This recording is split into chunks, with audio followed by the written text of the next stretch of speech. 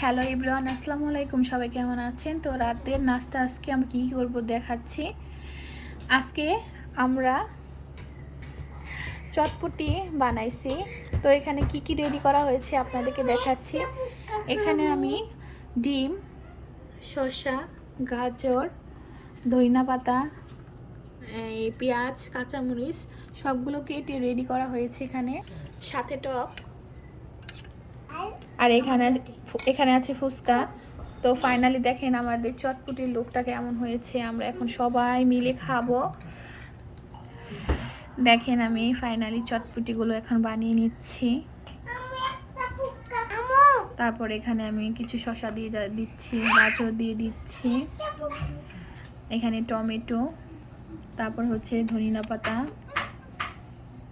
তারপরে পেঁয়াজ কুচি, মরিচের কুচি, তারপরে কিছু আমি ফুচকা দিয়ে দিব। এখানে একটু ডিমের কুচিও দিয়ে দিলাম। ফুচকার মধ্যে ফুচকাগুলো উপরে দিয়ে দিলাম আমি। আজকে চটপটিগুলো খেতে এত ভালো লাগবে, সেই মজা। আর টক তো দিতেই হবে, কারণ টকই তো সবচেয়ে মেন চটপটির। টক না হলে চটপটি মজা লাগে না তেমনটা। তো আমাদের রেডি করা হয়েছে, এখন আমরা সবাই মিলে খাবো। আসসালামু আলাইকুম।